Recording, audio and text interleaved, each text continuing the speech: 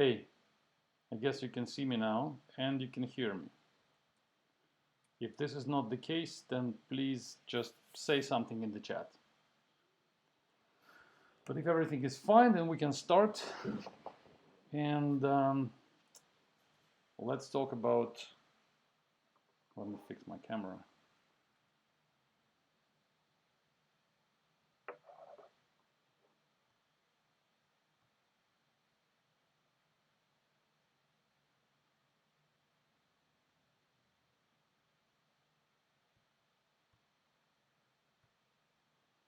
Yeah, I guess now it's fine.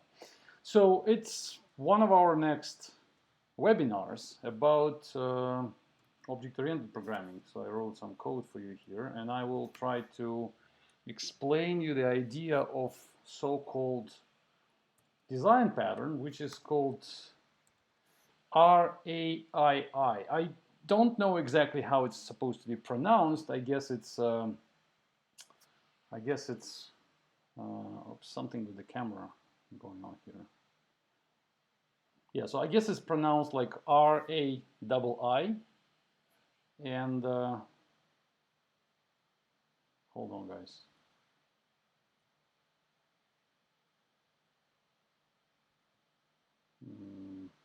I don't understand what's going on with the camera. 1, 2, can you hear me?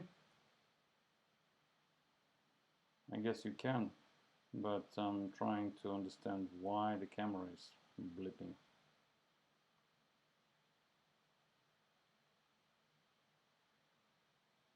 It's kind of unstable. So can you like see me clearly on the camera, or there is some problem? So the camera works, no issues, right? Okay, that's weird because I'm getting like on and off signals here. All right, good. So anyway, the camera is not so important. So there is a pattern which is called RAII. That's what Wikipedia says. It's resource acquisition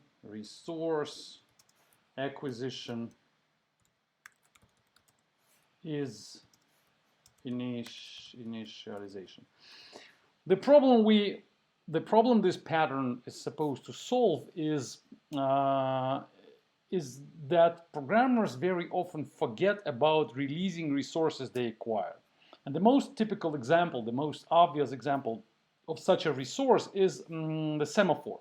So the semaphore, we're going to talk about Java basically. So this whole webinar is about Java. So if you write in some other languages, then probably it's not going to be so important or interesting for you. So this is specifically for Java, because for C++ there's a different story. In C++ we do it differently, and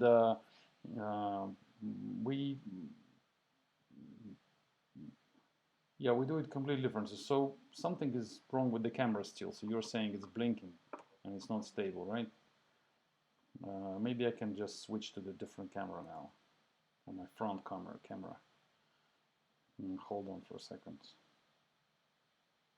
because I decided to try that one and it's not really perfect.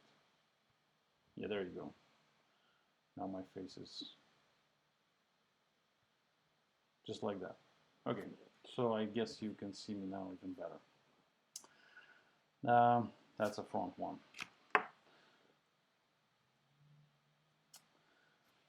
So this pattern is, it came to us from C++. It was actually invented by the creator of C++, and it is used in C++ to help programmers not to forget about releasing the resources. So let's take an example of what I mean by releasing resources. So you know probably what the semaphore is.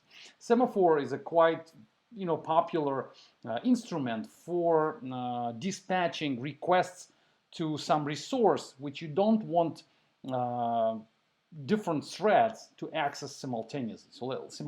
So let's say you want only certain amount of threads to work with some sensitive resource. Let's, for example, do it this way. So we have a code which I don't know, some work to do. So we do some work which is let's say we I don't know, we do database dot execute some SQL request here. And we don't want this request to go at the same time with more than 5 requests at the same time. So we want only 5 threads at the same time. So here there will be multiple threads calling this method. They all will call this method from multiple threads. Let's say it's going to be threads, I don't know, 50 threads at the same time. But we want only 5 threads at the same time connect to the database. So how do we do that? Well, we start using the semaphore. And here we do this semaphore acquire. And then after we do this semaphore release. So when you call the acquire, then we have 5 semaphores. So there are 5 counters in there. And when you call the acquire method, then 1 semaphore is acquired for your thread. And now you can guarantee that only 5 threads at the same time will call this method database.sql.something, I don't know, select from user. So this text now, this code basically is a guarantee for us that only 5 of them will do it. It looks good. However, the problem is that what happens if here we're going to get an exception? If at this line the exception will happen, then basically this line will not be executed. And what we're going to see eventually, and I saw this problem in production multiple times when the code like this exists, and then it starts working, and everything works just fine for some time. And then eventually you start losing these semaphores. In the beginning you have 5 of them, and then you have 4 of them, and then you have 3, and then you have 2, and then you have 1, and then you get stuck here. So here nobody will be able to acquire anything anymore because all the semaphores are acquired, and you can't get anything else from there. And why it happened? Because there were exceptions. So exception happened there, exceptions, and that's why no more semaphores, because they were not released. So this method was not called. So how do you do that in Java? Basically, before Java something, I don't know, something, it was something like that. A long time ago with the first versions of Java. You do catch exception, and you have to catch everything, you know, all exceptions here. And then basically you need to do like throwable or something like this. So you like everything, like literally everything. And then you do release, and then you do release here. That was, you know, a long time ago in Java, when Java didn't have the finally statement. In this case, you can see that you will do the code you will acquire, then you will execute, and no matter what, you will get either here or here. And yes, you're gonna do this line as well. But that code is quite ugly, and as you can see, because the obvious duplication of code. This line is duplicated here, and then you need to do this line, and you need to, you know, declare it over there. So it's really, the code is really messy and really ugly. So Java introduced finally. Finally is quite a good thing, which you place in here and do it like this. And now there is a guarantee that no matter what happens in this line, we're definitely going to release the resource. We will release the resource. What's wrong with this code? I'm sure you understand now how what the code is doing and how it works. I can explain again. We acquire the resource, we do the execution here, and if something goes wrong, then it goes here. But the problem is that we have to remember to write this. So if I am a programmer who is, you know, not always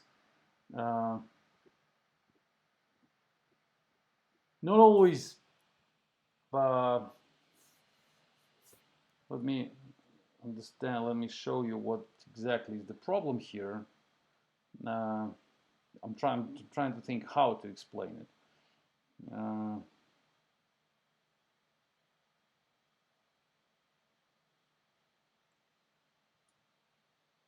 And why I'm not using this, and I'm suggesting a different approach to do that.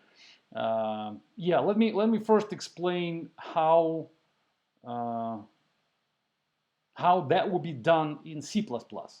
And then we're going to talk about how we can do the same in Java. So in C++, they don't recommend that. Instead, they recommend something else. They would do it like this in C++. Let me show you. Using this RAII pattern. So they do it literally like that. Instead of doing the semaphore, they would do this. Lock equals to new lock, or let's put it this way, acquire, let's do it differently, acquire some object, or maybe lock, that's a more classic example, a more classic name, lock, and then you do it like this, and then you do this, and then you do this. This is the way C++ recommends doing that. And what happens is that in C++, all objects, they have very clear and explicit mechanism of, Jesus, how to remove that? So let's make this class.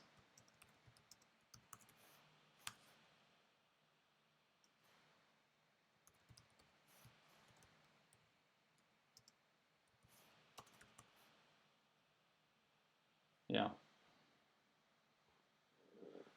So what they do in C++, then in C++ they have very explicit, like I said, mechanism of constructing objects and deconstructing them, of making them alive and then killing them. And it happens, unlike in Java, in C++, it happens exactly where the object is written. So here is the construction of the object, and here is the destruction of the object.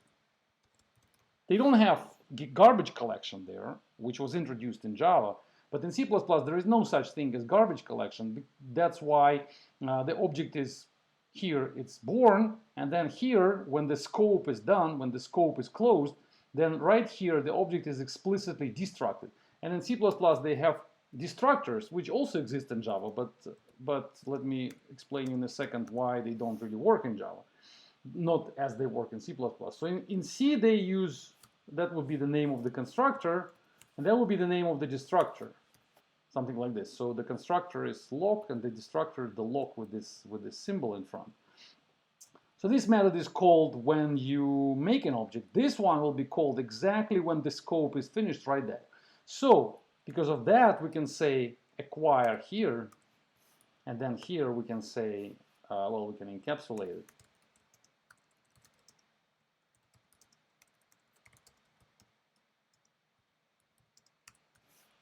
And then we can say this sum equals to s, and then we say this same acquire.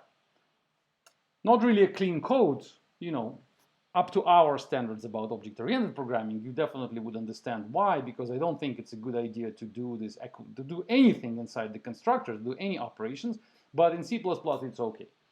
And here we would do release. So now, I mean, it's all red because the syntax is in Java actually. So I'm just showing you how that would be, how that would look. Let's make it this way to make it clean. So this is how it would look in C++. And the construction will happen together with the acquisition, and then release will happen together with release. So that's why they call this pattern resource acquisition is initialization. So when you initialize the object, the resource acquisition is happening. Again, it's not really a great idea to do initialization inside the constructor. I think it's completely wrong up to my standards of object-oriented programming, but this is what the C++ designers recommend us. To do initialization of an object, to do resource acquisition at the moment of initialization of the object. That's the story. And then when you do the deconstruction, when the destructor is happening here, this is called destructor. If that would be the constructor, then this one is destructor. And then the resource is released. So no matter what happens here, the exception, no matter what, the scope is finished, the destructor is called, resources are released. It's pretty great actually design pattern. And now the question is, how do we do it in Java and why we would want to do it in Java? So let's say We kill this code at C++, so let's get, or maybe let's leave it like that here. So let's get back here and still have this this lock mechanism. So I would suggest to use this design, and now you look at it and you judge my thinking, whether I'm right or I'm not really right.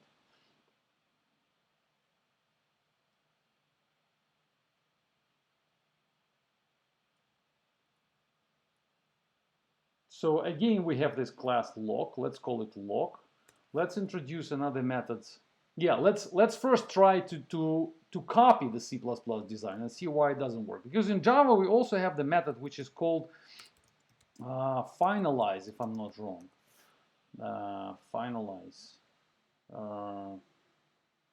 Finalize attempting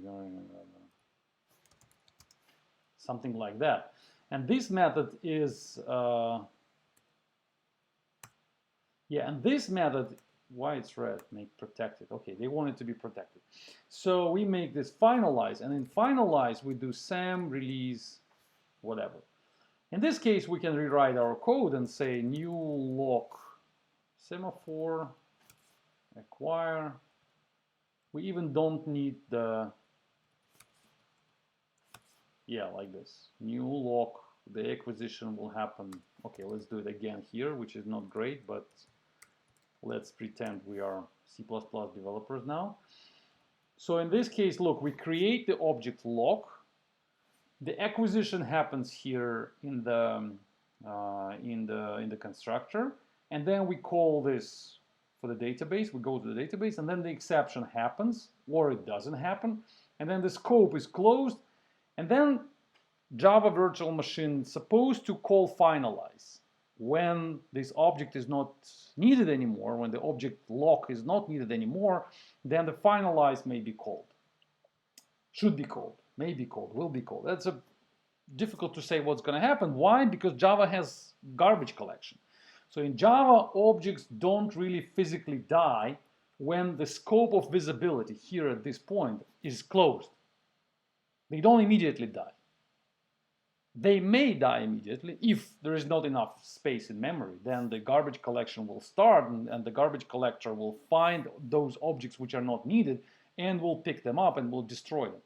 But if you look at this code, this code closely, then you will understand that even if we may say that, you know, we don't really care when exactly the semaphore will be released, maybe a little bit later than the scope is closed, maybe in a few milliseconds after that.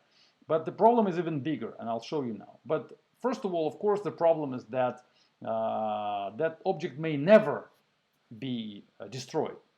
So it's possible to imagine the situation when this line is executed, the object goes to memory. So we have this object in memory, and then this line is executed, and the object will stay in memory forever. Forever. If the amount of memory is big enough for the whole application to run, and there will be not too many objects, then this one will stay in memory forever. And the method finalize will never be executed because the object is never destructed. That's one problem. But the bigger problem is that, look, when the object is created here, it is possible to imagine the situation that garbage collection will be started here, and our object will be destroyed here. And when we get in here, we have the bigger problem, the larger problem, that many threads, that more threads than 5 will actually do this work.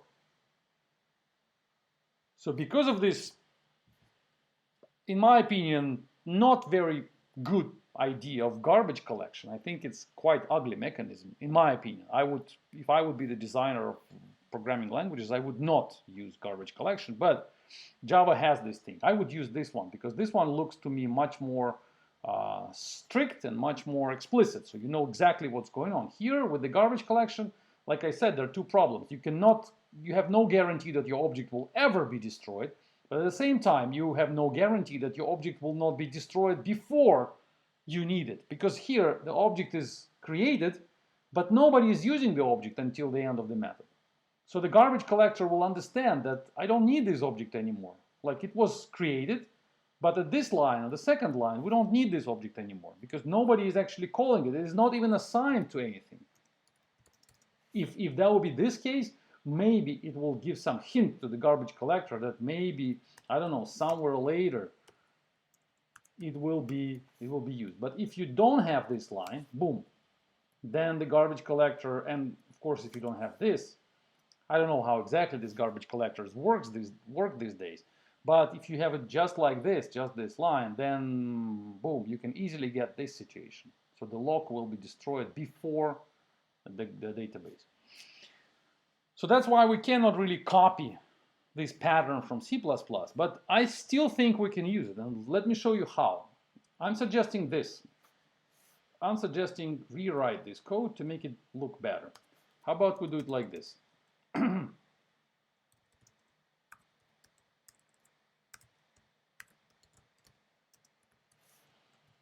First of all, we get rid from the, we need the exception here. Then we destroy this, and we actually not destroy, we rename it to, guess what? Think about it. What's going to be the name of the method?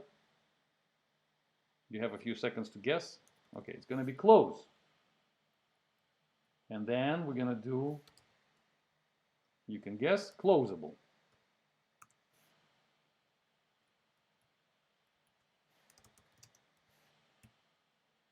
And now our code will look like this.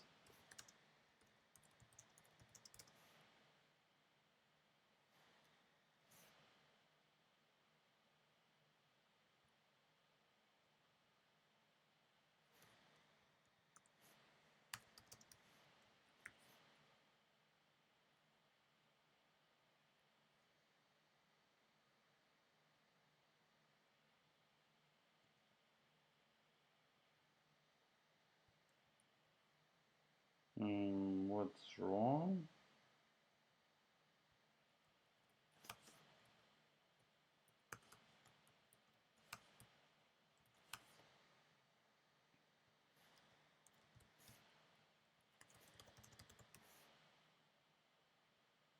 This is it.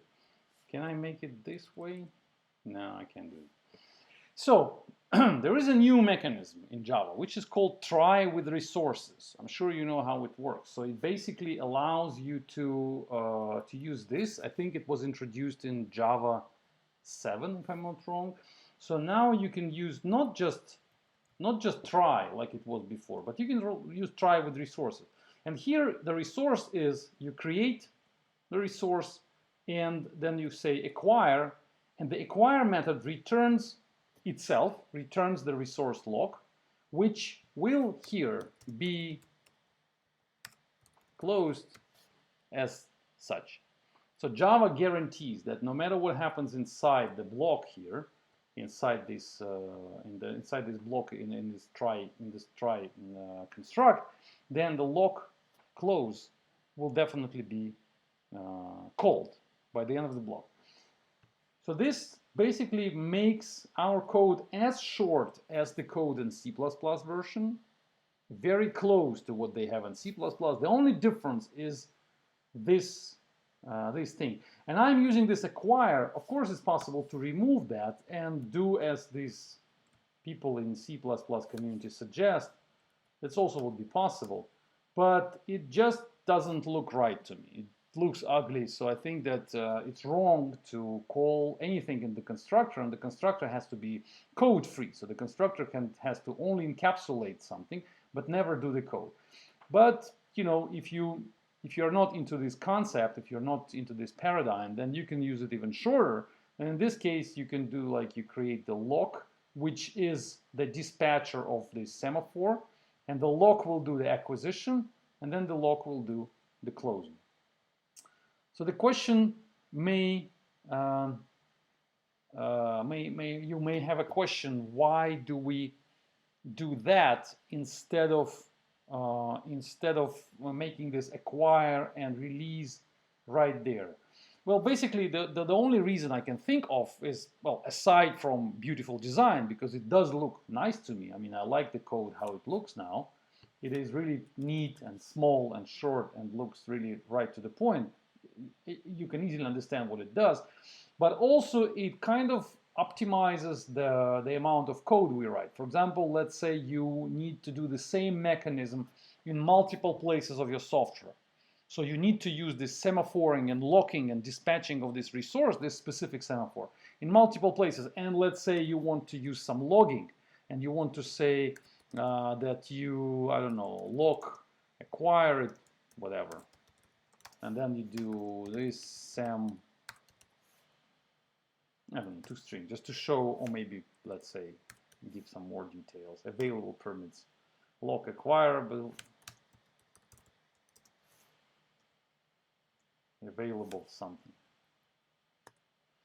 Okay, so in this case we have two lines here, which we don't want to duplicate over multiple places in our software, so we want to keep them together. So in this case we can introduce these resource managers, resource dispatchers, which are responsible for for making sure that we are properly get access to semaphore and properly release that access. And you can do the same for database connections, maybe for files, for socket operations, for I don't know what else it could be, maybe some I can not even think about anything else. Files, socket operations, database connections, semaphores, that's probably it. So that kind of shared resources, so-called, something which you want to be sure that when you get access to this resource, you always need to release the access to the resource. So the name of this pattern is, like I said, it's RAII, and I just wanted to tell you how it works. There's nothing. I didn't invent anything here. It's not my ideas. I'm just sharing with you this information, so kind of trying to educate you in this area. If you are a Java programmer, you most probably would never, or not in so many places, use this approach. I'm not sure I've seen it anywhere, especially with this one.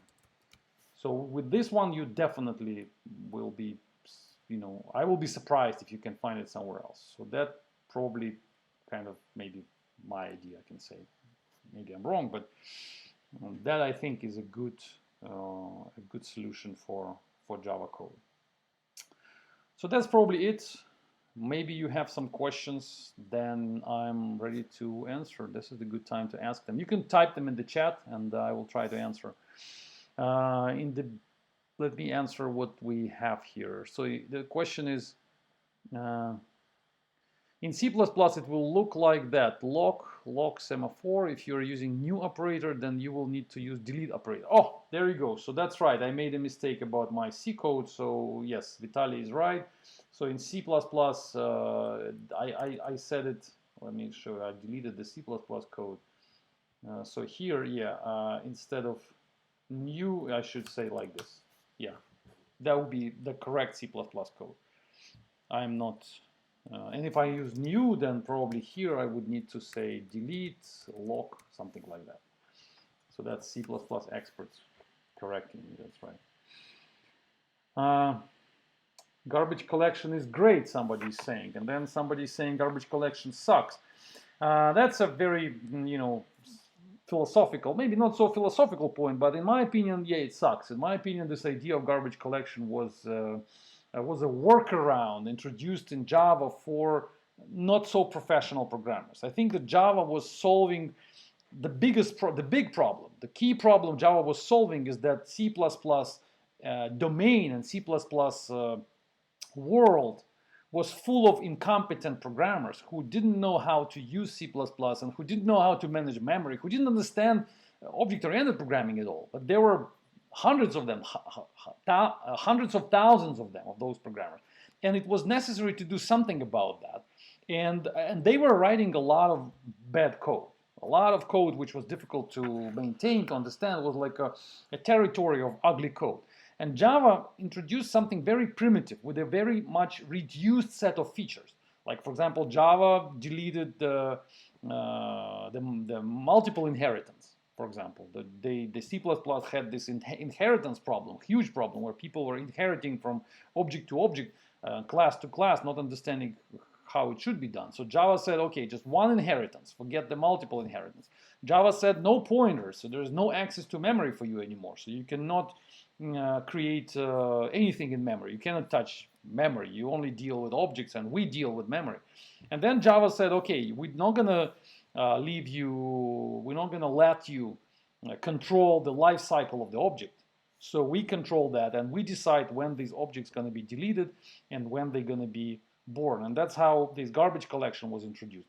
But in general, overall, it's a good solution for not so competent, not so professional Java developers, so developers in general. So garbage collection basically takes away, and this is a good example. This pattern, which I just explained you, this RAII, is a good demonstration of how in C, how how fine-grained control and tight control over our objects, which we had in C++, is taken away from us in Java.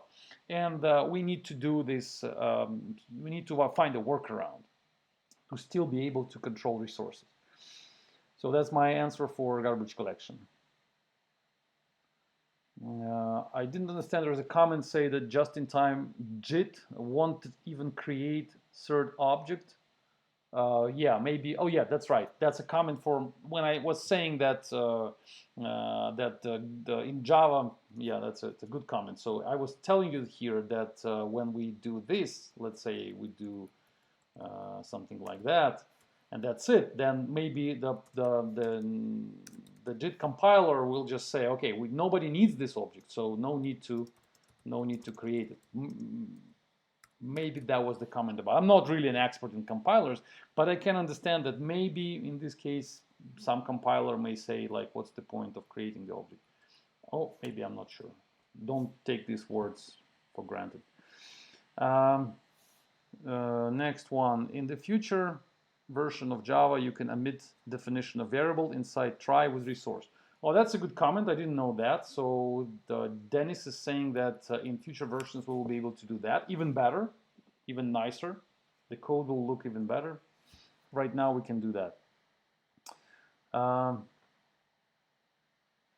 Next one. What's the difference for closable and auto-closable in Java? Well, that's a perfect question. If I would know the answer, I would give it to you. But there are two classes, two interfaces in Java, auto-closable and closable. And we probably need to ask this guy. I'm not sure I know the difference exactly. The close method of auto-close is called automatically when exiting the try block case. I don't know what's the difference, to be honest with you. Maybe somebody can share this knowledge. Well, this is from version 1.5, and closable extends auto-closable. Closable is a resource or destination that can be closed. The close method is invoked. So find out yourself. There probably should be a difference, but it seems that this one is coming from Java 1.1.5, and auto-closable is something more, is more for this try catch with resources, which is probably version 1.7. Yeah, 1.7. So they had this closable before, but then they introduced auto-closable. Find out yourself why. And then they're saying that someone is saying that it's great that Java reduced features. I think it's, strategically speaking, it is great that Java reduced features because programming became easier, and we got more programmers on the market, and Java actually became the language #1 for so many programmers in the world. So I think that yes, I think thanks to reducing the amount of features in Java, we got better code over the world. And I wrote about this on my blog a few times, that I think that more features in the language and more flexibility for programmers leads in most cases to lower quality of code. So we must give programmers as little instruments as possible. I mean, as little flexibility of the syntax sugar of the features in the language. Like, compare the features of C++ and features of Java. I mean, modern Java is larger than it was before. But compare Java first version with the C++ current version. So C++ is huge. I mean, there are many, many instruments to do management of objects, and Java is, I mean, like it was the first version. It didn't even have interfaces at that time. It didn't have generics. It didn't have many, many things didn't exist there. So it was more difficult. I mean, it was harder maybe for somebody who came from C++ to express itself, to express themselves. But in the end, the code became more maintainable and easier to work with. So I'm in favor of reducing features. If you ask me which language is better, the one with more features or the one with less features, I would always vote for less features. The more restricted the language is, the higher the quality of the software.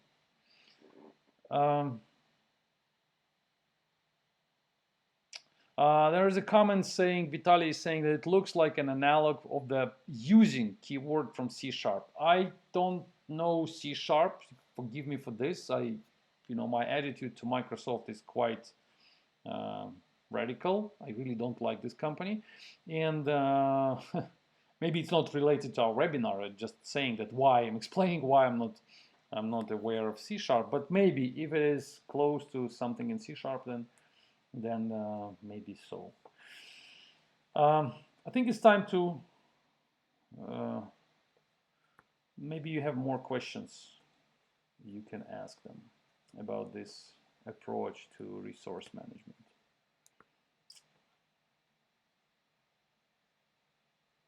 Resource management and exception management and object management.